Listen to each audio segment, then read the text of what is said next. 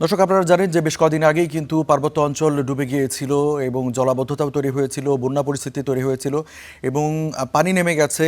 সেখানে ক্ষতগুলো দৃশ্যমান হয়েছে, কিন্তু সেখানকার যে রাস্তাঘাট ছিল, সে অবকাঠামোগুলো সেগুলো বেহাল হয়ে গিয়েছিল। এখন পর্যন্ত সেগুলো সংস্কার হয়নি এবং সেখানে কি পরিস্থিতি সেটা জানবো আমাদের সহকর্মীদের মাধ্যমে। বান্দরবান থেকে আমাদের সাথে যুক্ত আছেন আকাশ মার্মা এবং অন্যান্য জায়গা থেকেও আমাদের সহকর্মীরা যুক্ত হবেন। কিন্তু বান্দরবানের সহকর্মী আকাশ মার্মাকে পেয়েছি, যেহেতু আকাশ মার্মার কাছ থেকে জানতে চাইবো, আকাশ, পানি নেমে গেছে, এখন পর্যন্ত কোনো উদ্যোগ নেই, মানে প্রশাসনের তৎপরতা কতটা লক্ষ্য করছেন?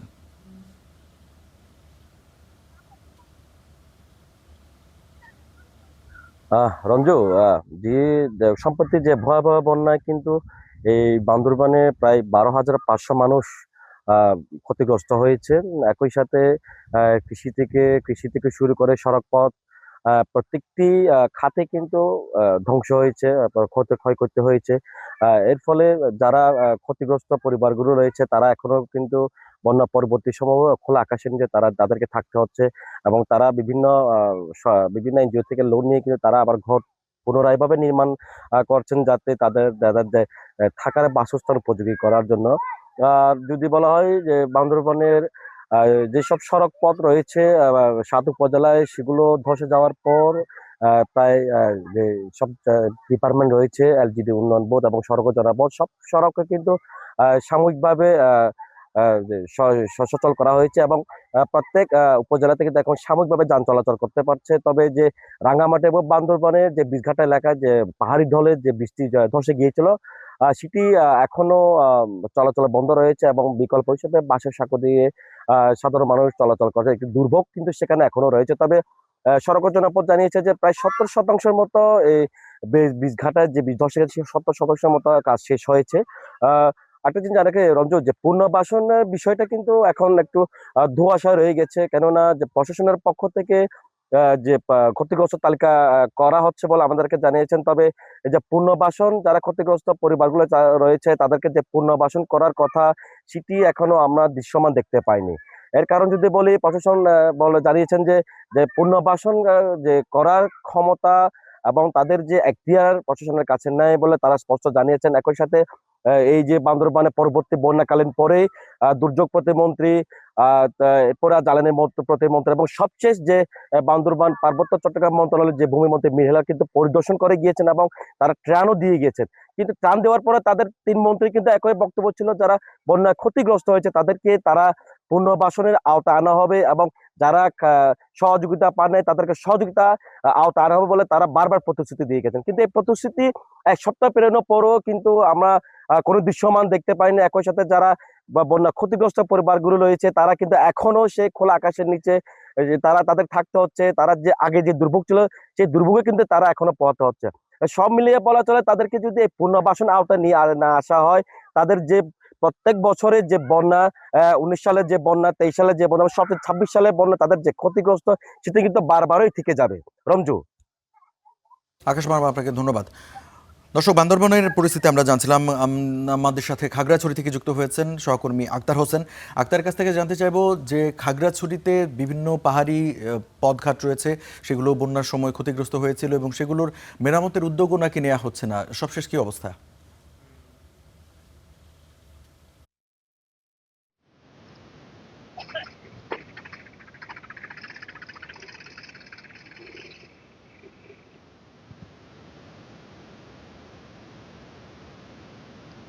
রঞ্জু, আমি যদি আপনাকে বলি, অর্থাৎ গত সপ্তাহে যে পাহাড়ি ঢলে যে মাইনি এবং চেঙ্গির যে তীরবর্তী এলাকাগুলো রয়েছে সেগুলো প্লাবিত হয়েছে। সে প্লাবিত হওয়ার ফলে গ্রামীণ সড়ক সহ বেশ অবকাঠামোর ক্ষয়ক্ষতি হয়েছে। কৃষি, মৎস্য সহ অন্যান্য যে প্রাণী সম্পদ খাত রয়েছে, অর্থাৎ সবগুলো খাতে কিন্তু ব্যাপক ক্ষয়ক্ষতির চিত্র আমরা দেখেছি। অর্থাৎ প্রশাসনের পক্ষ থেকে তাদেরকে সেই ধরনের সাহায্য সহযোগিতা করার যে বিষয়টি আমরা দেখেছি, অর্থাৎ দুর্যোগ চলাকালীন সময়ে তাদেরকে যদিও সেই খাদ্য সামগ্রী দেওয়া হয়েছে, অর্থাৎ পুনর্বাসনের যে বিষয়টি বিষয়টি সেটি কিন্তু এখন পর্যন্ত ধোঁয়াশা রয়েছে। অর্থাৎ প্রশাসন তারা বলছে যে তারা সেই তালিকা তৈরি করছে, যারা ক্ষতিগ্রস্ত রয়েছে তালিকা তৈরি করেছে। আমি যদি আপনাকে একটা বিষয় বলতে চাই সেটি হচ্ছে যে খাগড়াছড়ির দুইটি নদী অর্থাৎ মাইনী এবং চেঙ্গি নদীর মধ্যে দীঘিনালার যে মাইনী নদী রয়েছে সেটি কিন্তু আপনার যে দীঘিনালার যে নিম্নাঞ্চল আছে সেগুলো প্লাবিত হয় এবং সেটা সবচেয়ে বড় যে বিষয়টি এখন মানুষের দাবি হয়ে দাঁড়িয়েছে। অর্থাৎ ৩০,০০০ মানুষ পানিবন্দী হয়। তাদের যে একটাই দাবি প্রতি বছর অর্থাৎ ৪ থেকে ৫ বার সেই মেরুঙ্গের নিম্নাঞ্চলটা প্লাবিত হচ্ছে। অর্থাৎ জলবদ্ধতা যেটা তৈরি হচ্ছে এটাকে পাহাড়ি বন্যা বলা হলেও কিন্তু বাস্তবতা হচ্ছে এখানে একটি জলবদ্ধতা তৈরি হচ্ছে এবং জলবদ্ধতার সংকট নিরসন চাচ্ছে। মূলত তারা বলছে যে ত্রাণের চাইতে যে সংকটটা রয়েছে সেই সংকটটাই যেন নিরসন করা হয় প্রশাসনের কাছে, এমনটাই আসলে তারা দাবি করছে এবং আমাদের মাধ্যমে সেগুলো উপস্থাপন করার চেষ্টা করেছে। রঞ্জু।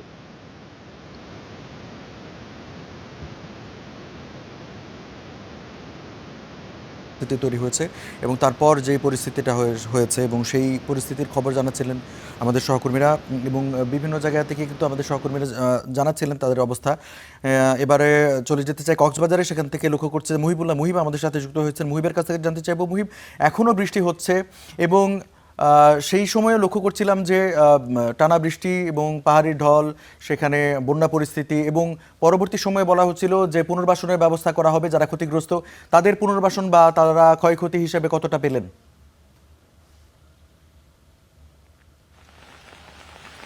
রঞ্জু, আসলে জেলা প্রশাসন এবং প্রাথমিকভাবে আসলে জেলা প্রশাসনের পক্ষ থেকে 900 কোটি টাকার ক্ষয়ক্ষতি কথা বলা হয়েছিল। এখন পর্যন্ত আসলে সবচেয়ে বেশি ক্ষতির মুখোমুখি হয়েছে কৃষি খাত এবং মৎস্য খাত। যেহেতু কক্সবাজারে মৎস্য যে চাষের যে সবচেয়ে বেশি সাফল্য ছিল এখানে, সেই সমস্ত মৎস্য ঘের ইতিমধ্যে আসলে বেশ ক্ষতির মুখে পড়েছে এবং কৃষি খাতেও ব্যাপক ক্ষয়ক্ষতি হয়েছে। আমরা আসলে জেলা প্রশাসন এবং কৃষি অধিদপ্তরের পক্ষ থেকে মৎস্য বিভাগ আমাদেরকে এই সমস্ত তথ্য আমাদেরকে জানিয়েছেন। আসলে কৃষি খাতে প্রায় 43,000 হেক্টর জমি কিন্তু ক্ষতিগ্রস্ত হয়েছে, যাদের বীজতলা পানিতে তলিয়ে গেছে এবং অনেকের মৎস্য ঘের পানিতে তলিয়ে গিয়েছিল যে গেল বন্যার কারণে। মূলত সম্প্রতি স্বরাষ্ট্রমন্ত্রী সালাউদ্দিন আহমদ কক্সবাজার 2 দিনের সফর করেন এবং সেখান থেকে মূলত পুনর্বাসন কার্যক্রমের উদ্বোধন করেন। প্রথমে 100 পরিবারকে আসলে বাড়িঘরের আসবাবপত্র থেকে শুরু করে প্রায় যাবতীয় যে সামগ্রী দরকার সেইগুলো তারা বিতরণ করেন। আসলে শুধু বসত বাড়ি বা মৎস্যঘের বা বীজতলা ফেরত দেওয়া নয়, অনেক স্থান রয়েছে রঞ্জু। আমরা যদি একটু দেখানোর চেষ্টা করি যে বিভিন্ন স্থানে আমরা দেখতে পাচ্ছি যে এখন পর্যন্ত আসলে বন্যা এবং ভূমিধসের যেই ক্ষত সেটি এখন পর্যন্ত রয়েছে, কারণ এই সমস্ত স্থাপনা এখন পর্যন্ত মেরামতের আসলে তেমন কোনো উদ্যোগ নেওয়া হয়নি। সড়ক কিছু কিছু জায়গায় সড়ক মেরামতের উদ্যোগের কথাও আমরা শুনেছি, কিন্তু বেশিরভাগ জায়গায় এখন পর্যন্ত সড়ক মেরামত বা ব্রিজ, বিশেষ করে কুতুবদিয়া এবং কক্সবাজারের সঙ্গে নাইক্ষুনছড়ির যে যোগাযোগ ব্যবস্থা সেটি এখন পর্যন্ত ব্যাহত রয়েছে। বিচ্ছিন্ন বিক্ষিপ্তভাবে বিভিন্ন জায়গায় ভাঙন রয়েছে। চকরিয়া, পেকুয়া, মাতামুহুরীর মানুষ সবচেয়ে বেশি ক্ষতিগ্রস্ত হলেও সেখানকার মানুষ পুনর্বাসনের যে কার্যক্রম সেগুলো অনেক ধীরগতিত হওয়ায় সেখানকার মানুষের মধ্যে অনেক আক্ষেপ রয়েছে। বিশেষ করে লক্ষাচ্ছর, কাকারা এবং পেকুয়ার উজানটিয়া এবং মগনামা, টৈটং সহ শিলকালী এলাকার বিস্তীর্ণ এলাকা বন্যার পানিতে আসলে ক্ষয়ক্ষতি হয়েছে। ওখানকার মানুষ আসলে সবচেয়ে বেশি ক্ষতির মুখে পড়েছে। সেখান থেকে মূলত স্বরাষ্ট্রমন্ত্রী আসলে পুনর্বাসন কার্যক্রমের উদ্বোধন করলেও সেটি খুব ধীরগতিত হচ্ছে, এমনটা আমাদেরকে স্থানীয় যারা ক্ষতিগ্রস্ত হয়েছে তাদের মধ্য থেকে বলা হয়েছে। ত্রাণ সামগ্রী বিতরণ এখনো অব্যাহত রয়েছে বিভিন্ন জায়গায়, বিশেষ করে বড়ইতলী ইউনিয়নের যে পহরচান্দা এলাকা সেখানকার মানুষও এখনো দুর্ভোগ কাটিয়ে উঠতে পারেনি। তার মধ্যে বন্যা পরবর্তী সময়েও কক্সবাজারে আসলে থেমে থেমে মুষলধারে বৃষ্টিপাত হচ্ছে। এছাড়াও পর্যটনের বড় ধরনের একটি লোকসান হয়েছে, যেহেতু ট্রেন চলাচল বন্ধ ছিল। দক্ষিণ চট্টগ্রামের সঙ্গে যে সাতকানিয়া থেকে শুরু করে লোহাগাড়া থেকে শুরু করে যে যান চলাচল বন্ধ ছিল, যার ফলে আসলে পর্যটকরা ও কক্সবাজারে তেমন একটা আসতে পারেনি। সেই কারণে শুধু বন্যার কারণে স্থানীয় বাসিন্দা নয়, অন্যান্য যে সেক্টরের লোকজন রয়েছে তার পাশাপাশি পর্যটন সেক্টরেও ব্যাপক ক্ষয়ক্ষতির কথা আমরা জানতে পেরেছি। রঞ্জু, এই ছিল আমার কাছে আসলে বন্যা পরবর্তী পরিস্থিতির সর্বশেষ। মুহিব, আপনাকে ধন্যবাদ।